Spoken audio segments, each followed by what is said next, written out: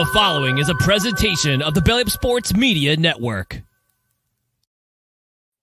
Here's what's cooking on the Sports Stove podcast. It's the NFL draft, baby. We are talking NFL mock draft 3.0 from the Sports Stove. Dad's got his mock draft. We're going to talk all things NFL draft, and we're talking NASCAR at Dover with Chris Prince. That's what's cooking on today's Sports Stove podcast. From Belly Up Sports and the Belly Up Podcast Network, you're listening to the Sports Stove podcast with your host, Vince Stover.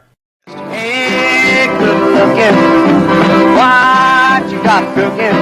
How's about cooking something up for me?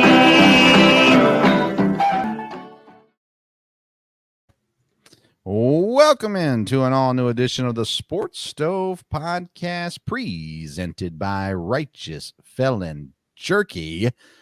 Use promo code but Stove15 at checkout. You're going to get 15% off your purchase.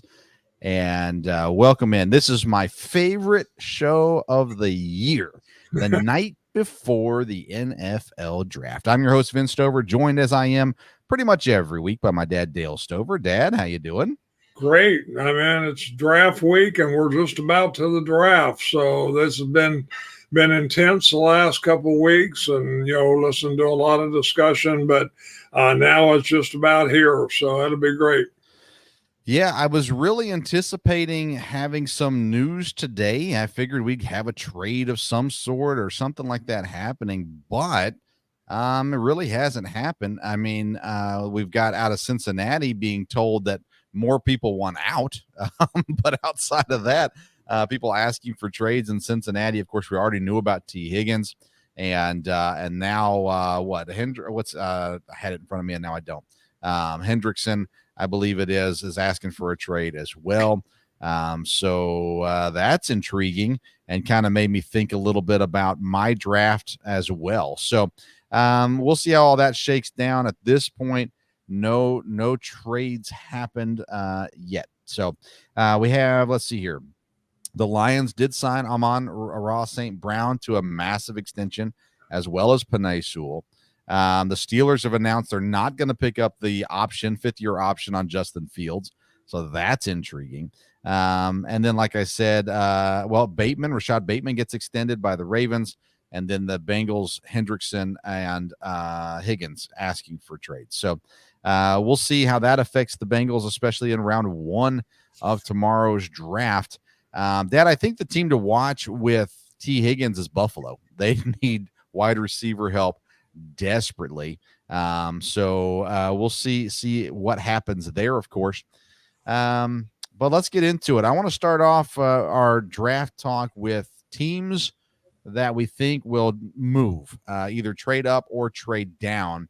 I've really looked at 7 teams that are trade up potential teams, and then 6 teams that are trade down potential teams. I'll give you mine because I haven't given you as much time to prepare for this. I think trade up teams, the Vikings have been talked about for months now, so I think they're there. The Eagles, everyone knows that's a possibility, so they are there also. I include the Saints, the Raiders, the Colts, the Bills, and the Bengals on this list. The Saints, I think, could do something surprising. I don't have them in my mock draft. I don't have them doing anything surprising, but I think they're a team that could surprise people and jump even into the top 10, possibly the top 6, and do something wild. The Raiders, I don't think the Raiders move from 13, Dad, but I could see them coming up into the bottom half of the draft. The Colts there's been a lot of talk about them moving up. The Bills just need a receiver so bad.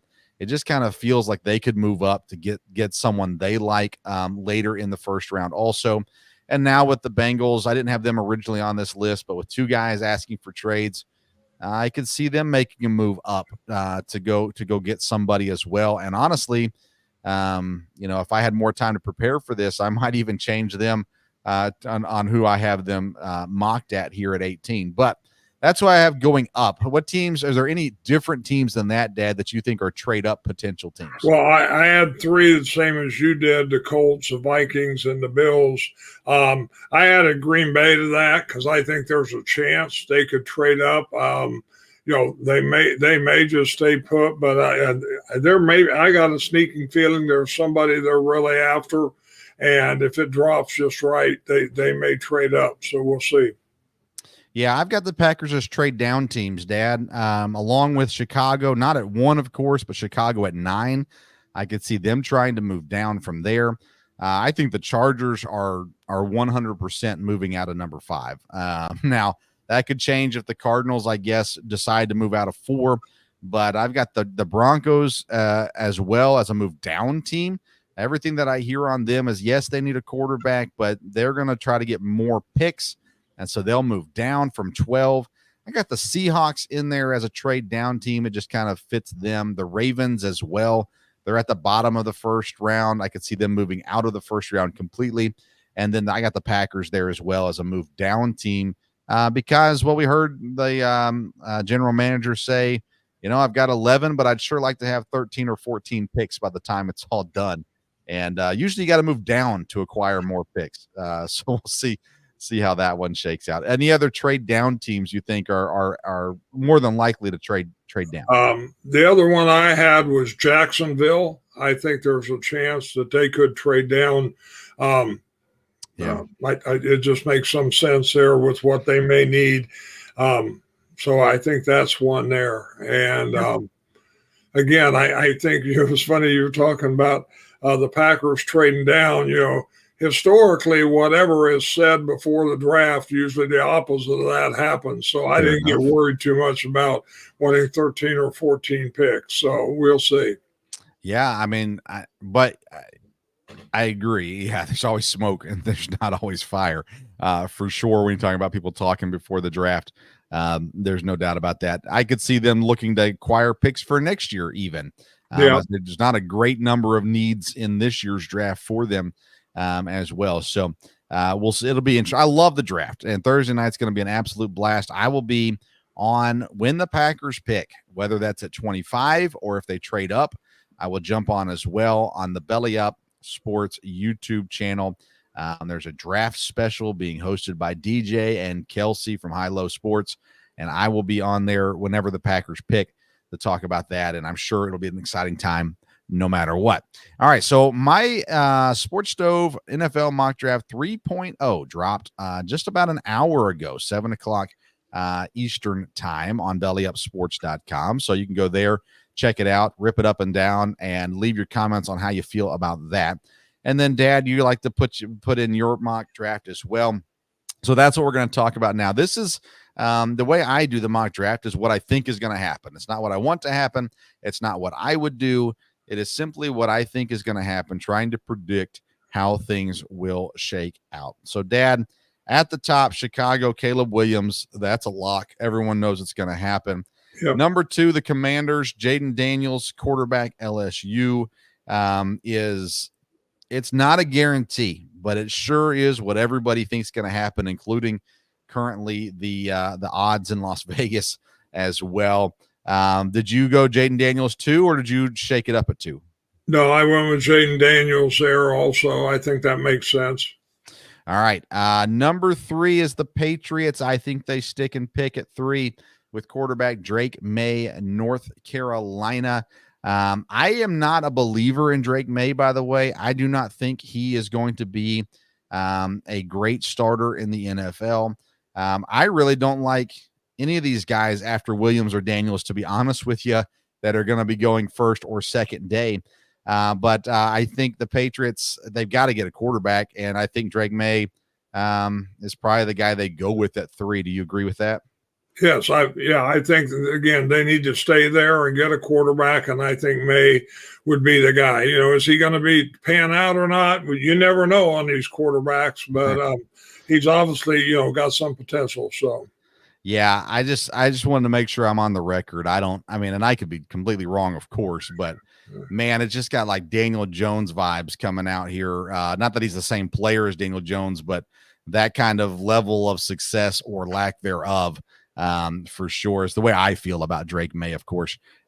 Could be wrong, and I have no problem admitting that if I am wrong.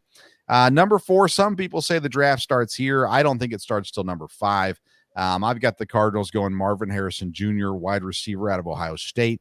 You hear a lot of comparisons to Larry Fitzgerald and what he can bring to this team, Dad. And the Cardinals need a receiver to package with Kyler Murray, of course. And I think Marvin Harrison Jr. is that guy. Although I would love to see the Colts jump up here and take Marvin Harrison, or if something happens at 4 and it goes awry and Harrison's dropping to like 6 or 7, man, I would love to see the Colts jump up and get him. But I've got him going number 4 to Arizona. Yeah, I agree with that. Everything I've heard, is he would probably be the number 1 pick if it wasn't for the quarterbacks. He's one of those wide receivers that you can't pass up, and Arizona needs a wide receiver.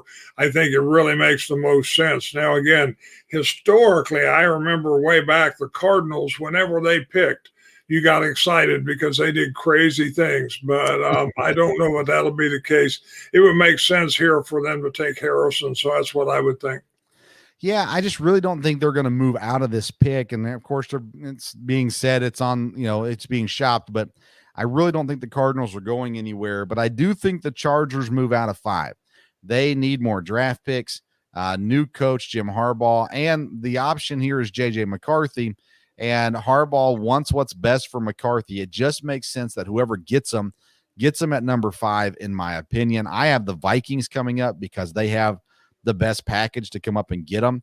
I've heard rumors of the Giants. If you do that, then you're only dropping 1 pick. If you're the Chargers, you're picking up, a 3rd round pick later on or something like that. The Vikings, you get 2 first-round picks, probably 3 first-round picks total, 2 this year, 1 next year, if they come up to get McCarthy. For a while, I really thought that the Vikings were going to stay at 11 or maybe go up to 9 or something like that. I thought maybe they didn't have to go up to 5 to get McCarthy, but man, the more I cannot shake what's being said where the Vikings, they've got to get them, basically, is the end story here. And if they can't get up to 3, 5's the place to go to get McCarthy. And so I've got the Vikings coming up here 5 to get JJ McCarthy. How do you feel about pick number 5? I've got that being a trade, but again, I think Minnesota may stay where they're at and can still get, McCarthy or who they need there. Now what you talked about right before about Cincinnati may change this, but I had Buffalo coming up to the Chargers to get their wide receiver here and making a move on that. And because they really need one, and you've still got 2 very, very good ones here. So I had Buffalo coming up and taking Odunze from Washington. Okay, interesting. And it's intriguing because Neighbors and Odunze from Washington are 2 different kinds of receivers. So you're going to have teams that like Neighbors or fit Neighbors better than they do Odunze, and you'll have teams that will fit Odunze better as well. Neighbors keeps getting that Tyreek Hill comparison, and so I still feel like he goes above Odunze. If Buffalo goes up there, maybe they do. That's a big jump for Buffalo to get up to that. That's going to be a hefty price to get up there too. But I mean, I don't know. I don't know if the Chargers get enough out of that, Dad, to make that move, because that's a massive drop from 5 all the way down to where are the Bills at 28. That's a big drop as well. So we'll see. One of the things I put on Twitter the other day was don't be surprised if the Vikings go up to get a receiver instead of a quarterback. I have come off that recently, but my thought is, what if the Vikings decide to wait for quarterback till next year and they go up and get another receiver to pair with Jefferson, to pair with Addison as well. But at the end of the day, I really think Vikings go to get their quarterback because everything says McCarthy's going to be in the top 10. And could the Vikings jump up to, like I said, 9 because the Bears are going to want to trade down? Maybe. I just not sure that McCarthy, if he falls to 7, 8, I think that now you got other teams like the Raiders who could say, hey, now this is actually doable. So anyways, that's my thoughts. Number 6, I got the Giants going with Malik Neighbors from LSU, the wide receiver. Again, they need playmakers, and if they're not going to go quarterback, which again, I don't think they should go quarterback. I don't think Daniel Jones is the answer, but I just don't think neither is JJ McCarthy or any quarterback that's available after Williams and Daniels. So I've got them going Neighbors at number 6 to add playmaker. How about you? Yes, that's the same thing I've got is Giants need to get a receiver, and I have them taking Neighbors right there. When you talked about McCarthy, I think the only issue with McCarthy is how do people have him ranked? Right. People have said he's, they got the top 4, but I'm not sure everybody will have him in there as a lock. But again, people have come up and drafted a lot worse than him over the years, so we will see.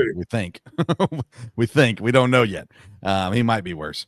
Titans at 7. I've got him going Joe Alt. Everybody and their mother has him going Joe Alt at number 7. The offensive lineman from Notre Dame. Titans in desperate need of offensive line help. Could they go someone else? Sure, they could. But it seems like this is the pick here at number 7. Yeah, no, I agree with that. Everybody has it. That's the one thing that's constant with all mock drafts, and I have no reason to go against it. Tennessee will be getting a good offensive tackle, and they can obviously use one. Yeah, the Bears taking Caleb Williams at 1 and the Titans taking Joe Alt at 7 is consensus across the board, as though nothing else is. Let's go to number 8 and the Falcons, Dad. I struggled a little bit with what to do here. I have put Jared Verse here in each of my mock drafts, and I put him here again at number 8 with the Falcons. I just can't get off of him. I think he's an explosive player, and I think he's going to go above Dallas Turner of Alabama. I think he fits the Falcons. So I went with Jared Verse, the edge rusher from Florida State here at number 8. What about you? I'll go with Atlanta on an edge rusher, but I'll go with Turner from Alabama. I just think he'll probably be the first one, but him and Curse, there's several good ones, and that's 2 of them for sure, but I think they would go with the guy from Alabama. The other guy that I originally put here before I published the article was Byron Murphy, the Texas defensive tackle. I've heard that he could go in the top 10, and to me, either 8 or 9 makes the most sense for him if he's going to go in the top 10. I ended up going with Jared Verse in the end, but I need to get it on the record that at some point I had Byron Murphy in this spot. So if he goes at 8, I can at least say I almost had it. Number 9 is the Bears. I think the Bears want to trade out of here, but the way that my mock draft fell, Roma Dunze from Washington, the wide receiver, still sitting here. And although someone could trade up to take him, I think the Bears would jump on that as well. Him and Caleb Williams get along really good. So I've got the Bears taking wide receiver Roma Dunze at number 9. Obviously, you had a Dunze going earlier in the draft. So who do you have going at 9? 9, I've got a trade. I've got Indianapolis trading up here with Chicago, and the Colts taking the tight end Bowers from Georgia. Okay, yeah, I've heard that possibility at some point as well. And intriguing pick there. Brock Bowers is an incredibly athletic, although he doesn't look like it, tight end, and is going to be a powerful weapon for whoever gets him. And I think that's really intriguing there. Of course, a lot of mocks have the Jets taking Brock Bowers, which I think is not going to happen. But if there's GMs out there listening, maybe they think, hey, we better get a bet ahead of the Jets to get Brock Bowers and jump up there and get them. The Colts are a team that could definitely use Brock Bowers to add to their offensive repertoire as well. Number 10, Dad, I have my first trade, second trade, I guess, at number 10. I've got the Eagles jumping up to number 10 to draft offensive lineman Talise Fuaga from Oregon State. He's a mauler. He can play guard. He can play tackle. And the Eagles, having some older offensive linemen or retiring offensive linemen, need to start retooling that O-line. So I've got them jumping up to 10 to take Fuaga from Oregon State. What do you got going on at 10? I've got the Jets staying there, taking the offensive tackle Latham from Alabama.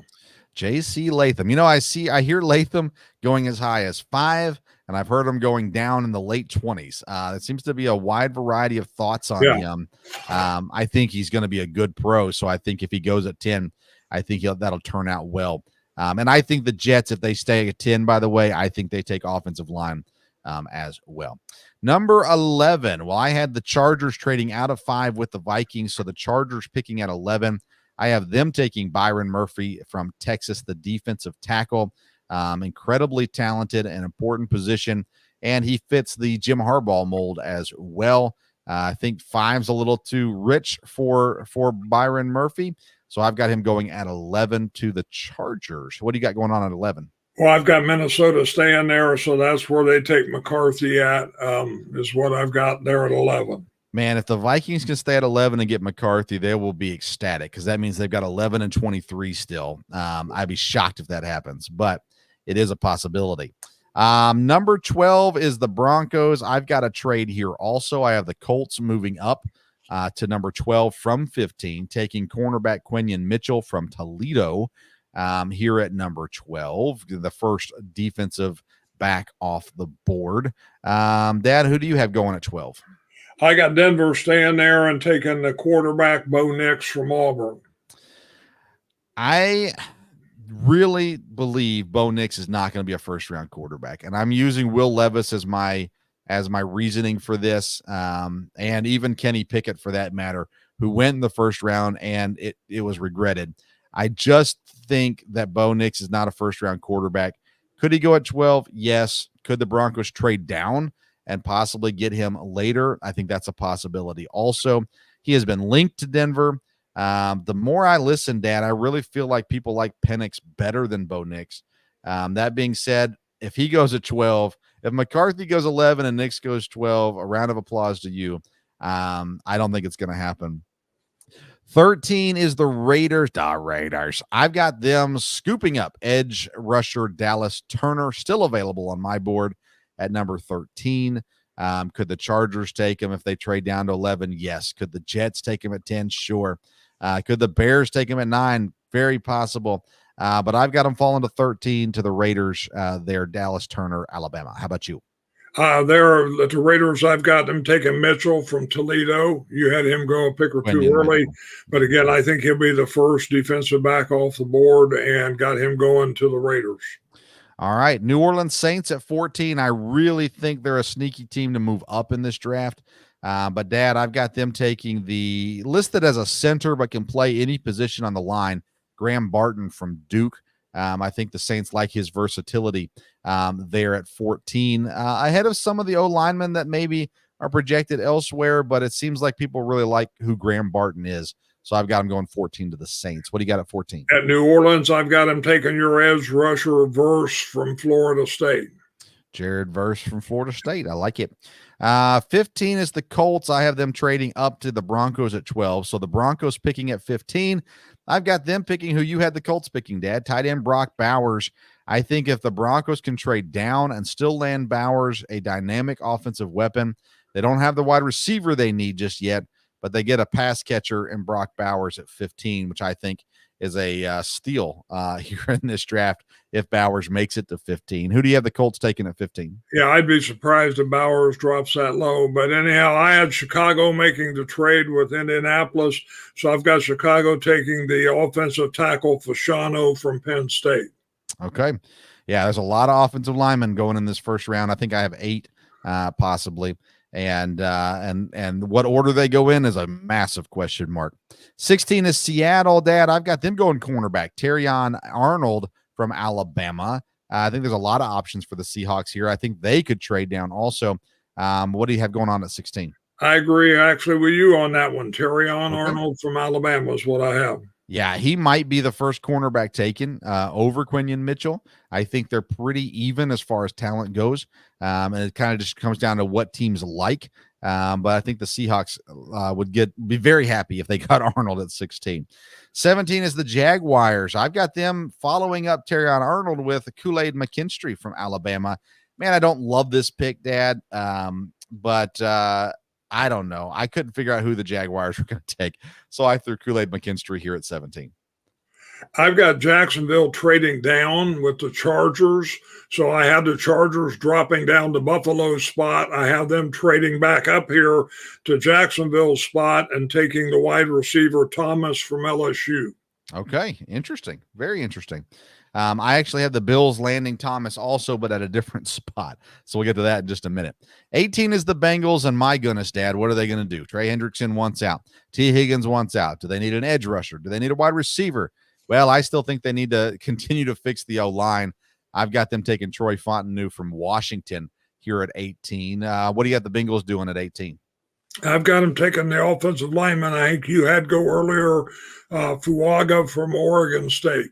Okay, man, if they could land Fuaga, I think he's going to be a bruiser in the league. That'd be a great pickup at 18 for sure. The Rams, Dad, I keep coming back to the same guy every time. Cornerback Cooper DeJean from Iowa. Kid plays safety possibly as well. The Rams are just the kind of team that seem to fit Cooper DeJean. And as much as I'd love him to fall to Green Bay, I don't think it's going to happen. I've got him going 19 to the Rams. At the Rams, I've got Murphy from Texas, the defensive lineman, going here. Byron Murphy from Texas. Man, that'd be great for the Rams. He's not going to be the perfect replacement necessarily for Aaron Darnold, but that'd be quite the steal at 19, I think, as well. Daniel Jeremiah says everybody in the top 10 that's talking about trading down to get Byron Murphy. Everyone at the bottom of the draft is talking about trading up to get Byron Murphy. So it's something's got to give somewhere for sure.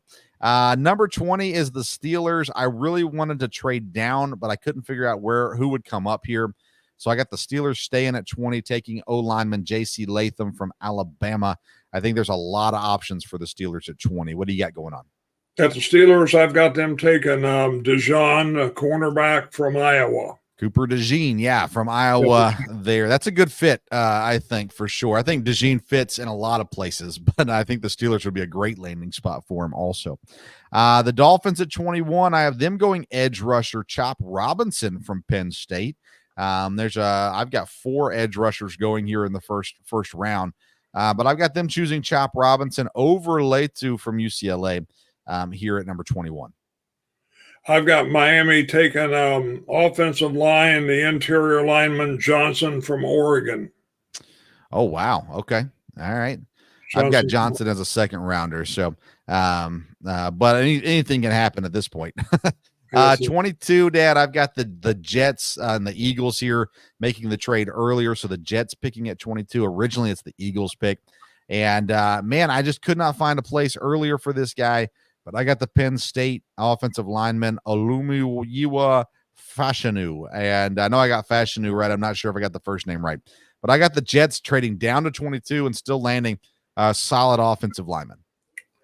I've got the Eagles course picking here and taking a guy that, it looks like he's fallen, but you had him go a couple of picks earlier, Latu from UCLA.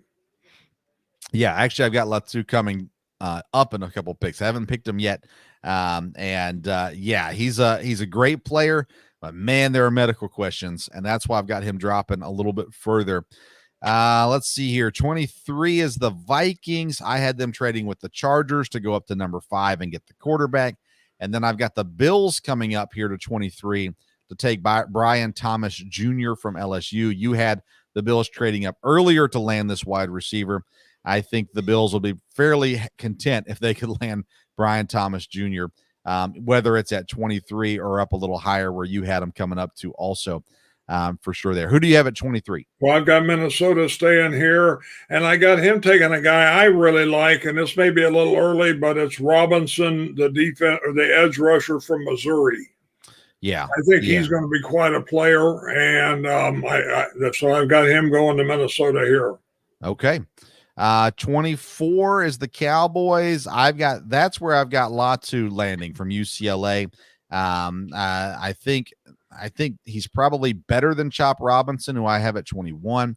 But again, major medical situation going on with him. People still seem to like him, though. And I think the Cowboys are the kind of team that would be willing to take a shot, even with his injury history. So I've got Latu from UCLA, the edge rusher, going to Cowboys at 24. The Cowboys, I got taken offensive lineman Barton from Duke. Okay, man. If he falls to there, I'd like the Packers to jump up and get him if he comes down. Down there. The Packers are at 25. I've got them going with the Georgia offensive lineman Amarius Mims. Packers need offensive line help. They also could go a couple of different directions. I've had them going defensive back up to this point, but Dad ultimately landing a guy like Amarius Mims, I think would be a pretty good get for the Packers at 25.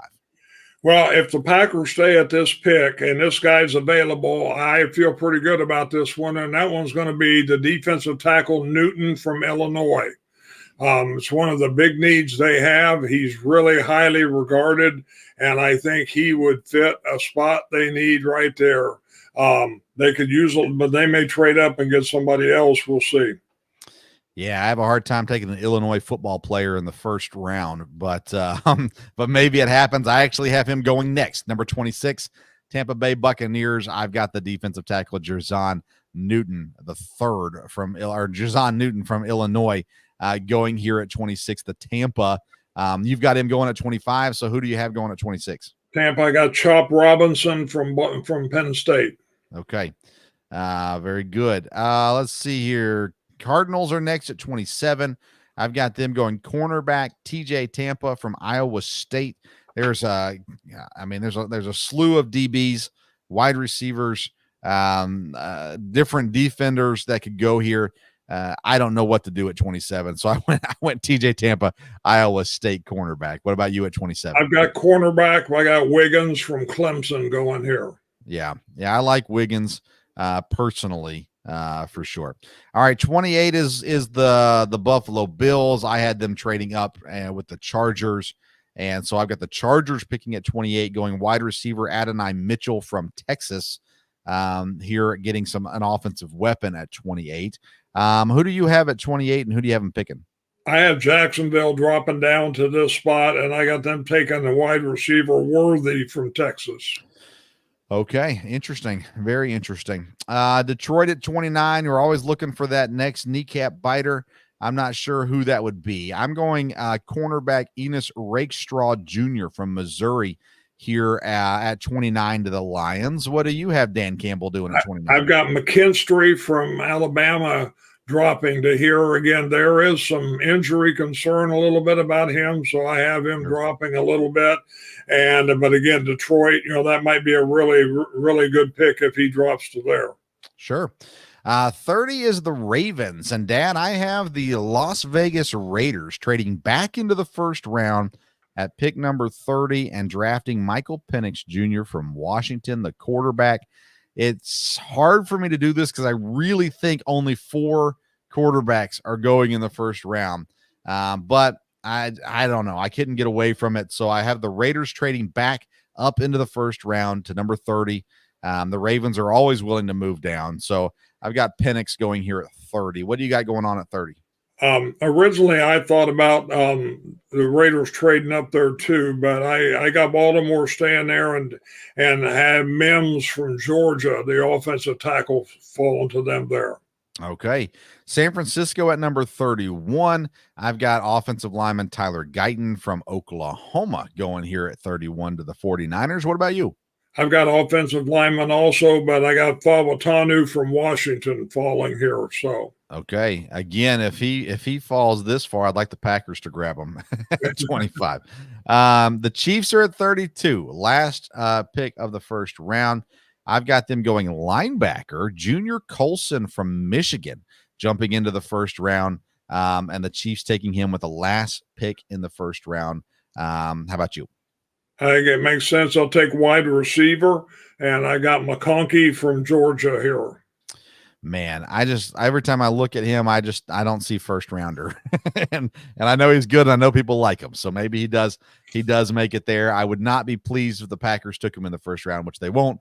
They don't take receivers in the first round, but and honestly, I don't think the Packers should draft a receiver this year. But that being said, that would be an interesting pick. A lot of people like it for sure.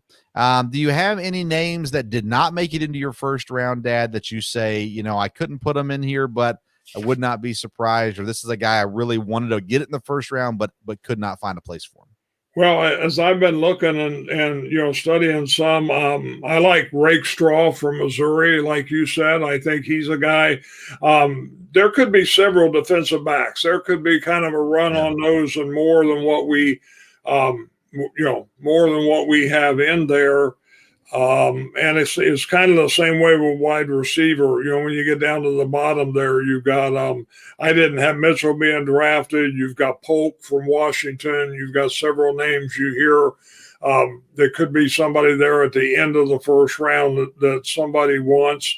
A couple offensive linemen, Frazier, who's an interior lineman from West Virginia, and Morgan from Arizona, even though I think they're after these other 7 or 8 from there. So that's kind of would be some of the ones I had. I think Xavier Legette, wide receiver from South Carolina, wouldn't surprise me if he goes in the first round instead of one of these Texas receivers. So I think that's a possibility for sure. And then the other guy that keeps coming up, and everyone that talks about him has him as a second rounder, but everybody absolutely loves this kid. And it's a cornerback out of Kentucky who doesn't have any interceptions, but he has a lot of pass breakups. Andrew Phillips. And like I said, everyone says he's going to be in the second round, but I've heard him talked about a whole lot more than some of these other guys. And if everybody likes him, it seems like it wouldn't be surprising if someone late in the first, like the Ravens, even the 49ers or the Chiefs, could take this kid. So I wouldn't be surprised if he makes it there as well.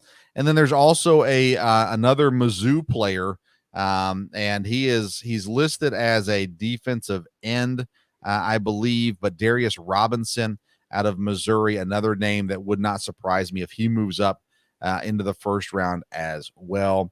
And Dad, is there anybody that you have in your draft that you say, man, maybe not one of these guys at the very end, but you say, this guy, I wouldn't be surprised if he falls out of the first round, even though you have him mocked in the first round? There'd be a chance that Johnson from Oregon could. You see them ranked differently on the interior lineman. On the other hand, he may be a guy that somebody, really likes. Some of those other guys at the end, again, I've heard in the last day or so some of the questions about McKinstry. If there is some legitimate medical concern there, he could easily drop out of the first round. Otherwise, I think most of the guys we got up there probably be kind of shocking if they dropped out. So I think the name is Latu, Dad, from UCLA. A neck injury. Now, he was out for 2 seasons. He was medically retired. He did come back and play, but gracious, I gotta believe there are teams scared to death to draft this kid. And so as good as he is, I think people might look at him and say, he's great, but we may only have him for 3 or 4 or 5 years. And I would not be surprised if he falls out of the first round. Quarterbacks, of course, I've got 5 going. I really, in my heart, think only 4 are going to go. But it made sense for the Raiders to try to get their quarterback. So I'm interested to see how that goes as well, and when other quarterbacks go in this draft. No running backs in the first round, and we'd be shocked if any of them go. Jonathan Brooks from Texas is one of the first ones that will probably go.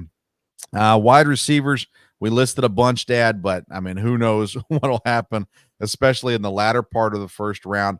There's all kinds of guys: Xavier Legette, Adonai Mitchell, Ladd McConkey, Xavier Worthy, Ricky Pearsall, Keon Coleman could all go in the first round. Not all of them, but each of them could at some point end up there in the first round, dropping others down to the second round. So who knows where that goes? I don't think any well, it depends on how you have them listed, I guess, as far as interior linemen. Fontenot is listed as a guard on ESPN. So I think, he goes. I think that Barton goes, but I don't think any other interior linemen go in the first round. I think Johnson is a second round pick as well. Defensive tackle, Byron Murphy's a first round pick. It seems like Newton's a first round pick, but I'd be shocked if Braden Fisk goes in the first round, but it's a possibility. At linebacker, I mean, Peyton Wilson was the guy that was there for a long time.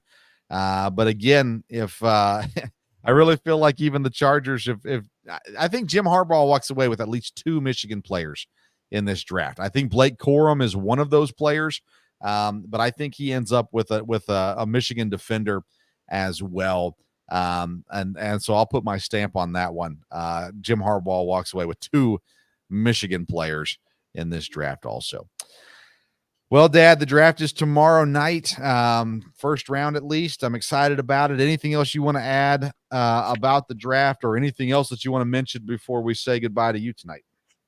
No, it'll be exciting to see, and it'll be interesting to see when the trades start. How many Right. people stay pat, from there, and of course, the quarterback thing will really affect a lot. I've heard a lot of the Packers talk that 5 or 6 quarterbacks going early would be great because it's going to push people down. No question about that. I don't know that that will happen, but you never know. There's several positions that could have a run. Wide receiver could have a run. That would affect things.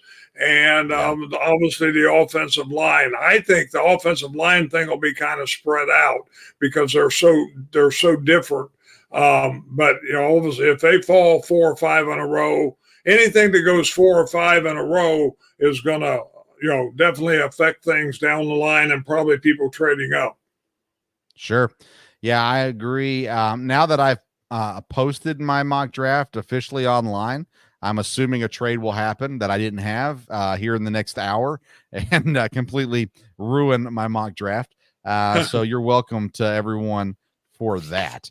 All right, Dad. Well, we've got our NASCAR guest waiting.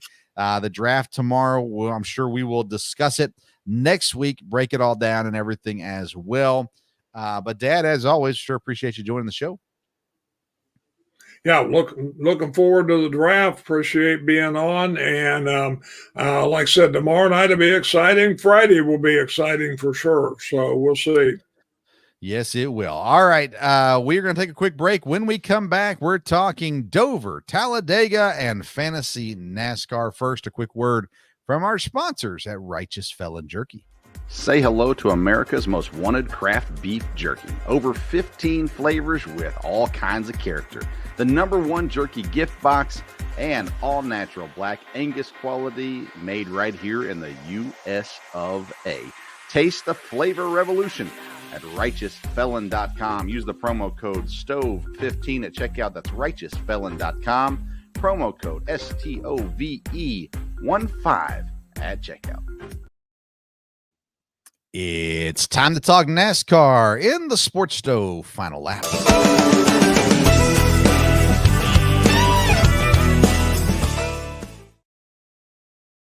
Joining us now to defend his honor against the senseless Twitter attacks of Caleb McChesney, the one and only Belly Up NASCAR lead person. That's the wrong word for it. I'm ahead. Chris Prince is back with us. Chris, how you doing, man? I'm good. How are you doing? I'm doing awesome. Hey, let's talk Chase real quick. Chase gets the win. You weren't able to come on the program last week, but how you feeling about Chase Elliott back in the winner's circle? It was a long time overdue. I'm happy he finally broke through. I was expecting maybe for something like Talladega breakthrough, but I'll take it when I can sit, when I can. So I'm hoping it'll help his playoff chances. Gotta get some momentum rolling. Definitely. Now, on Twitter, on commenting on my posts, Caleb McChesney comes after you for your power rankings. What do you have to say to Caleb and combat all the horrible things that he said about you? I know, it's tough doing power rankings. I'll put it out there. Can't make everybody happy, but I think he'll be okay. His guy Alex performed pretty well, so he benefited in those power rankings. I just dropped those today. Bubba was the victim of somebody else's mistake, and it kind of killed his day. So we're going to see how he does at Dover, and then we'll see if he makes it into the top 10 next week. I want to come back to the crash of the Toyotas in just a minute. But on your power rankings, you still have William Byron, or not, sorry, you still have Ryan Blaney as number 2 on the list. It feels like he has taken a hit as of late in the races as well. I was talking with Josh King last week on the show, and I asked this question: if Ryan Blaney had won in Atlanta, I mean, he was inches away from it, would we be as concerned about the Fords as we seem to be concerned about them right now?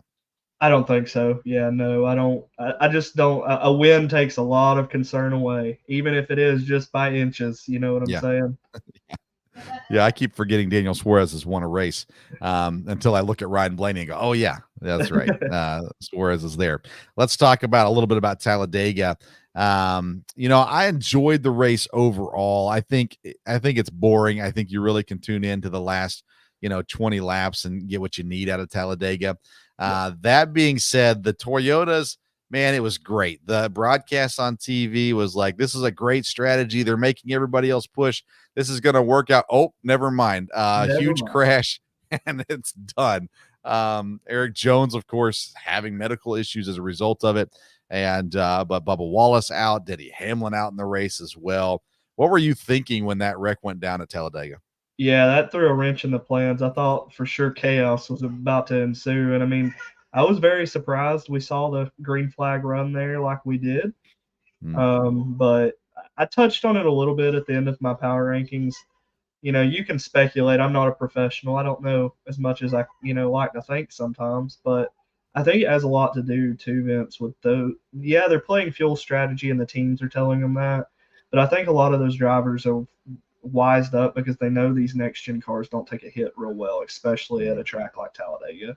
Yeah. So while they want to be aggressive and they want to fight for that lead, I think they're realizing maybe we need to tone it down at least until it matters a little more. Yeah. So I had Christopher Bell in my fantasy lineup, so that wreck really hurt me. But it's funny. My wife was in the living room with me, and I was just telling her, I was like, Talladega, stereotypically, it has a big wreck. That one happened. She goes, "Is that it?" I said, "No, that was not it." And it didn't come until the last lap. And man, okay, let me put it this way. See if I can word this correctly. I was cheering for Michael McDowell. I think he's a great human being. I was excited. Yeah. Man, this is going to be great. When he went back down the track for the second block, I was screaming, "No, don't do it!" And then all of a sudden, you see him go right back up the track and into the wall. And then on top of that, poor Keselowski, I thought, well, at least Keselowski can get a win. Nope. Still didn't get that win either. I don't know. What were your thoughts on the Michael McDowell move? Do you think, obviously, he would have liked to have seen it happen differently when it's all said and done. But that being said, how do you feel about that? Bitches. Yeah, I'll touch on that in just a minute. I liked that Michael he tried. I mean, You can't knock the guy for that. Like you said, I kind of was pulling for him in a sense since my man, his run got killed by an ill-timed block. So they're near on the closing lap. But yeah, Michael went back down, and I think he had to have known what was going to happen at that point because the run was pretty significant. I'm like you. I saw him making that move back down the block again, and it just wasn't going to happen. But it's racing. It's Talladega. That it tends to happen more often than not. It made the whole race, in my opinion. The excitement at the end really did. You can look at it and go, "Oh man, that was fun," even though the rest of the race wasn't that fun. There were moments here and there. But the ending, and like I said, I just felt so bad for Michael McDowell. And to hear Keselowski after the race, he just goes, "Man, Michael's such a good person. I hate it for him." I'm sitting there thinking, he just cost you the race too. Yep. But that was his response, and it makes you realize how good of a person I think Michael McDowell is. And I was really looking forward to hearing him on Tuesday on the Dale Jr. Download, call in and talk. I thought, man, this is gonna be a great conversation. That's all I could think about for the last couple laps, and then the wreck happened, and then Tyler Reddick won, and I'm like, well, I mean, I had him on my fantasy team too, so I was like, well, that's okay, but I felt bad for McDowell, I felt bad for Keselowski. And at the end of the day, it's just another Toyota win when it's all said and done. And the poor Fords are sitting there going, seriously? Like, we had this. I'm sure Ford was not happy with the McDowell move. Yeah, definitely not. I'm sure they were a little upset, but I think they also know what they get themselves into with these guys. These are competitive human beings at the top of their game in this Cup Series. So, yeah, Michael's wreck really kind of messed me up though, because I had him in my fantasy league. I had his partner or his teammate Todd. This was not a good week for me, nonetheless. Eric Jones was on my team, so yeah. I had McDowell in, and I had Reddick in. I had Keselowski on my garage, and I meant to put him in for Bell, but I was too busy watching the end of the second stage to make the switch. And as soon as the stage ended, I was like, oh, that was fun. Oh, crap. I meant to put him in. So it is what it is at the end of the day. And of course, our one and only Caleb McChesney had a great week. First win of the year in the fantasy league. And finally has something to brag about. Congrats, Caleb. I like Caleb. It's been fun messing with him a little bit today. All right, let's talk about Dover. Yeah. What do we expect to happen at Dover? Well, I think that's going to play a lot into really, the drivers and the cars. I think we're stuck with the short track package, honestly, Vince. Until they're now the news today with the All-Star race, they're bringing different tires. Goodyear is that makes me optimistic for the future, but I'm a little worried. I hope it's a good product. I do. I hope that it's a competitive race and not just a follow the leader type of race. Yeah. But I think you're going to see a lot of the same still. I mean, unless the Fords just really come out strong in qualifying, I don't see it. I don't see a non-Toyota or HMS driver pulling away with this, this win. Yeah, man, that's sad. When we talk about fantasy, I've been so focused on the NFL draft this week. I do have a lineup set, so that way I don't forget. But that being said, I have not really studied it out much yet for this week. The way I kind of have, and I get to this point now where it's a little bit more strategic than giving advice to people because you're trying to, figure out guys that you can spend. And so I'm going to go pretty heavy this week. I got Larson, Truex, Reddick and Bowman in there right now. Busher's in there as well with Keselowski in my garage. I'll wait till we see where everybody qualifies and probably make a few adjustments there. That being said, like outside of that strategy of why I can't race that guy too often, what are some names outside of the big ones, outside of Larson, Byron, those kind of guys, should we be looking at for Dover if we're looking at a fantasy lineup? Yeah, I like you touched on a little bit. You said you got the RFK guys there in your lineup. I like Busher a little more so than I do Keselowski this week, but Keselowski's on a roll and Dover's perfect. Caleb in our picks this week actually is going to roll with Keselowski. I think that's a solid pick for someone who could really surprise you. Someone else. Now he's really, from what I've noticed based off the trends, he's really dependent upon his qualifying position. Ricky Stenhouse has a really good history and average finish, especially within the last couple of years at Dover. So he definitely could be someone that could really surprise you. And then, like I said, I touched on Ford. It's going to really take the Ford guys coming out, I think. But a couple of those Stewart-Haas guys, Ryan Preece, Josh Berry, those guys, this track suits them real well if the cars have the speed and can contend with those bigger guys. Yeah. I'm cheering for Barry, of course, and he does do well at tracks like this. I've been really impressed with Noah Gragson. It seems just like week in and week out, he's the guy. He's quiet. There's not a lot. You're not hearing a lot, but it's top 10, or at least he's running up in the top 10 for a lot of the race, whether or not he finishes there. He's around, it seems like, a whole lot. I just keep on seeing him there. I'm like, man, he's really impressive so far, even without the win. Yeah, I like Gragson. I mean, I'm really like tracks like this where the driver can excel. Even I really like the SHR group. All four of those drivers are just really good. They're the old school like grit type of drivers. I feel like Tony's brought that in for a reason, though. Obviously, so. But it's going to be dependent on the speed and the cars, and that's really hard for them because the Fords haven't shown it like Toyota really has, and they can't compete with Hendrick, it appears, either right now. So I like to, I don't think Alex Bowman is a dark horse. I don't think he qualifies as that. No, but Bowman and Chastain, Bowman and Chastain both have started to pick up what they've been doing as well. I mean, Bowman has 4 top 5s. Ross Chastain, his average finishes in the 13. So, I mean, they're both, neither one of them have been what I thought they were going to be to this point this season, but it seems like both of them are trending very much upward right now. Yeah. And this is a really good track for both of them. Ross has been statistically pretty good here. So I expect you to see that trend continue for Ross for sure. And then Alex has not only the good finishes to back it up and the good history here, Caleb touched on it. He's very confident in his abilities at Dover. He claims it's one of his better tracks in our picks piece. So I think those are two drivers that easily you can see contending this week. I don't think you can look at Alex as a dark horse for sure. What should we think about Austin Cindric? He started the year and it looked like, wow, this guy, and now it doesn't feel like he's where he was after the first couple races. Yeah, I mean, he won that first stage there at Talladega, and that wasn't too surprising. He tends to show out better at the super speedways. He's really good at that type of racing and the road courses. I think he's got potential, but I don't know right now, honestly, Vince.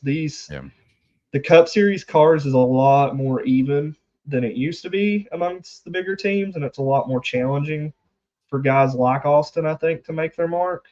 I mean, Daniel Suarez is a guy I kind of relate to Austin. He's good enough to be where he's at, but it's going to really take a solid performance or some luck for him to pull out a win, I feel like. Yeah. And that's not maybe anything that he does wrong, but that's the nature of the beast sometimes. Now, I haven't seen an update. Maybe it's been out there. I just haven't seen it on Eric Jones, and sounds like his back was giving him some problems. And I mean, he took a hard hit. If he can't race, do you have any idea of who would be filling in for Eric Jones? Yeah, so they dropped today, actually, earlier today, Corey Haim, or yesterday, I believe it was, Corey Haim, that he drives for Todd Gilliland's dad's truck series team anyway. Okay. It's the Toyota one. I can't remember right now the exact name of their team name for some reason.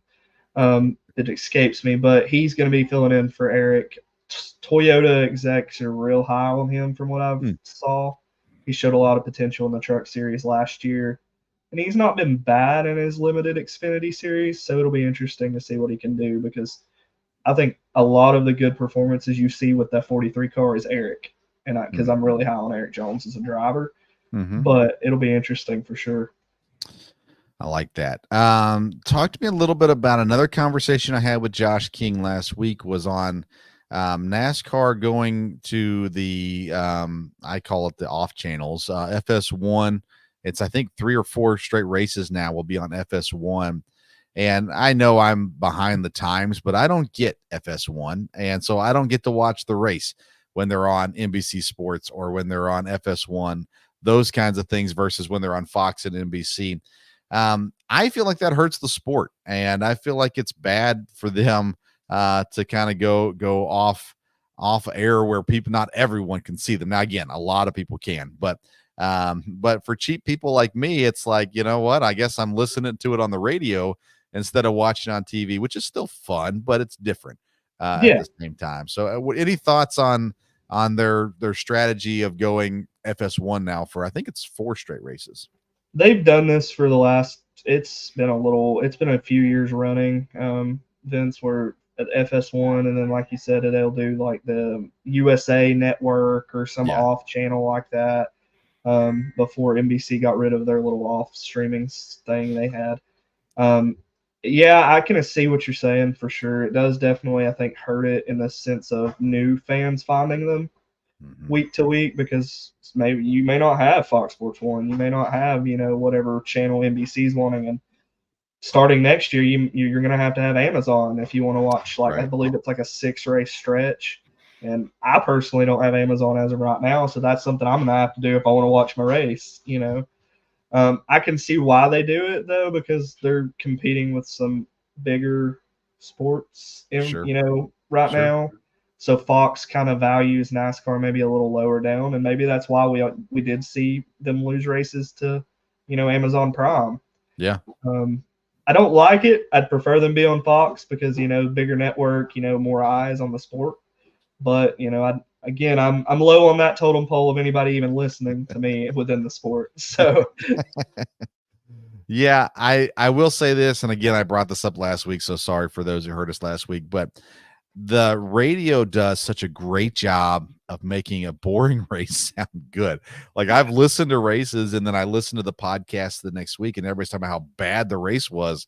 And I'm like, man, on MRN, it was neck and neck the whole way, man. And I again, shout out to NASCAR. Their app is one of the best sports apps out there, giving you access to some of the drivers' video, to being able to listen to the radio, the broadcast on the radio, whether it's PRN or MRN. I love the NASCAR app. It's a phenomenal tool for anyone trying to pay attention to NASCAR. But I think they're missing the boat a little bit. Baseball does this, hockey does this, and I understand they're not as money makers as NFL, NBA, that kind of stuff. But I feel like, man, if ABC's playing the NBA, then Fox should be playing NASCAR. That's kind of the way that I view it. But anyways, FS1 is for the next 4, including the All-Star race at North Wilkesboro, before coming back. That is something I don't agree with. That's a big event. I feel like we should get a bigger network for that. Yep. But I get, again, like you said, they're not as valued. Maybe, I mean, and that could play in again to what we see next year coming, the new TV deal. There's going to be a lot of people, I think, my dad already, he's like yourself. He pays for Hulu. He loves his Hulu, and he will watch his race. But I will be interested to see what he does next year, because he's very hard against all of the hundreds of streaming platforms. He has one, and that's it. So, the next Fox race will be Charlotte on May the 26th. The 600 too. So that makes sense. Yeah. That's a big event. That's a big one.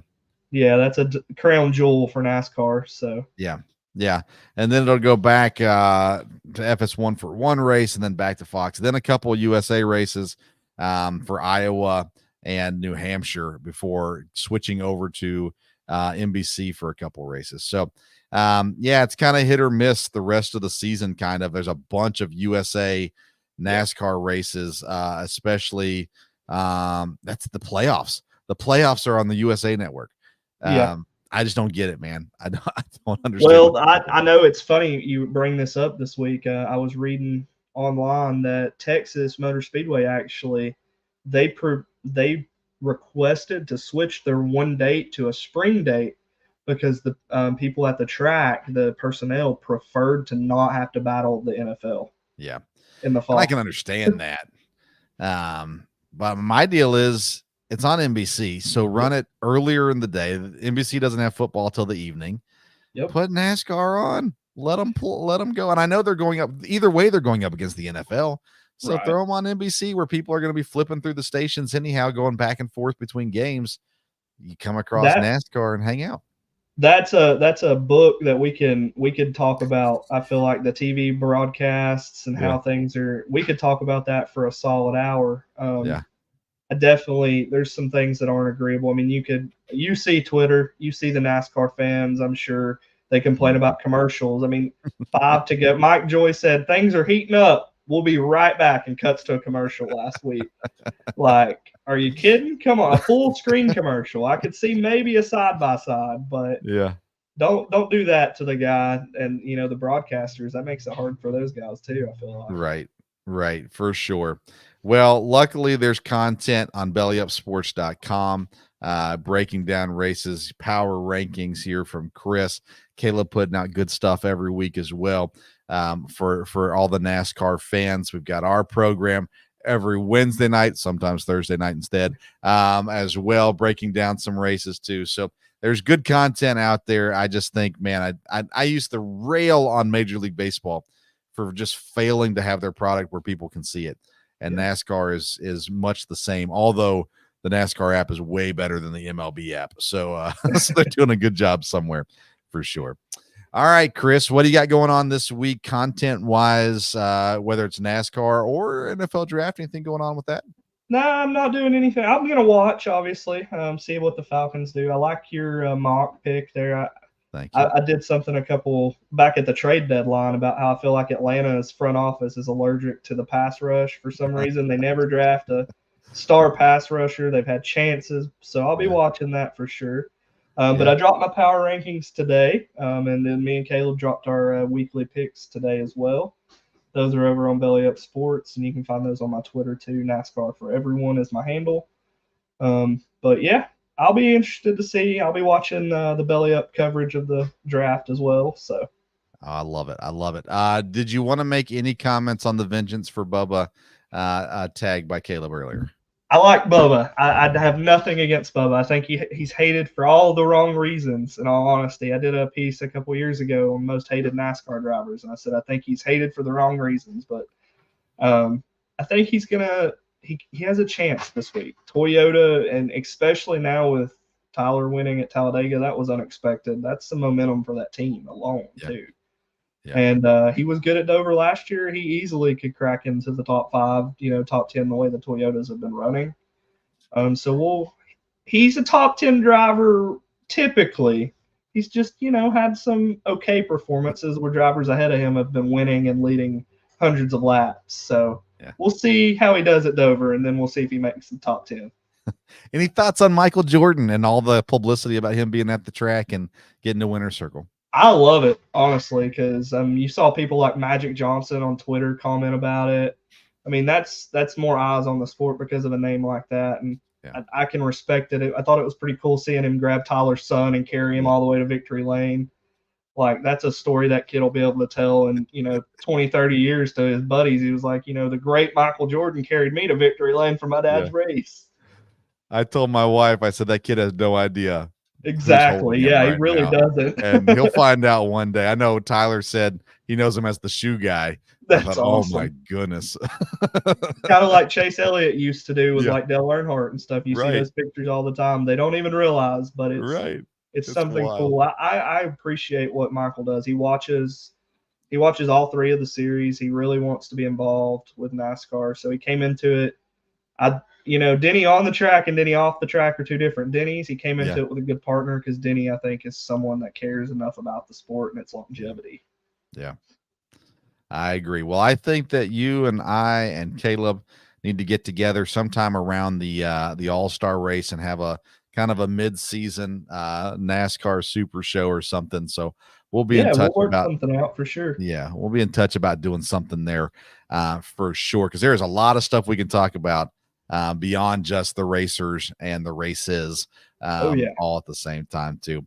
And that might give a chance to have you and Caleb on the air at the same time, so he can air out his grievances with you as well. But Chris, sure appreciate you coming on. I know you always give us great insight, so we're thankful for that very much. Looking forward to what's ahead at Dover and talking to you down the road again also. So thanks so much for your time. Yeah, man. Have a good night. It was fun. We'll do it again soon. All right, we'll see you. Chris Prince, Belly Up Sports and Racing head of the department there, and always great content. Again, you can find his power rankings on bellyupsports.com, or the Belly Up social media pages have them posted as well. And you can check out his power rankings each and every week, by the way, there as well. I want to remind everybody, make sure you check out the sponsor, Righteous Felon Jerky, righteousfelon.com. Use the promo code STOVE15. Listen, if you like the NFL draft, follow me on social media at Sports Stove on Twitter. I'm going to have plenty of comments throughout the night on Thursday night, Friday night, and Saturday. I will be live with the DJ and Kelsey from High Low Sports on the Belly Up YouTube page tomorrow during the Green Bay Packers pick, currently setting at 25. If they make a move, I could be on earlier. But check it out, the coverage all night, Thursday night, with DJ and Kelsey there from Belly Up Sports also. Listen, I love the draft. I am giddy over this this weekend. It's a weekend I become very useless around the house during the NFL draft. So looking forward to that. Hope you are too. Like I said, check us out on Twitter, and we'll be dropping plenty of coverage on there as well. Let's see here. Sunday night, tune in 8:00. It'll be the Sports Stove Fantasy Baseball Show. Kevin Wilson will be with me. We'll be giving you all the advice you need for the upcoming week. Monday night, check out the Sports Stove Local Hour, talking with EKU head football coach Walt Wells. It appears as though one of his players, at least one of his players, will be drafted. So we'll be talking about that and players signing undrafted free agent contracts with different teams. We'll also be talking spring football for EKU and things like that also. And then Wednesday night, actually, I think next week's probably going to be a Thursday night episode of the Sports Stove, but we'll be talking NFL draft, we're talking Major League Baseball, and of course more NASCAR, recapping Dover And looking ahead as we turn the page to May, looking ahead to Kansas next week as well. Thanks so much for tuning in to tonight's edition of the Sports Stove Podcast. Thanks to my dad joining me earlier. Thanks to Chris jumping on to talk NASCAR. And thanks to you for tuning in. Until next time, we'll see you around the Sports Stove.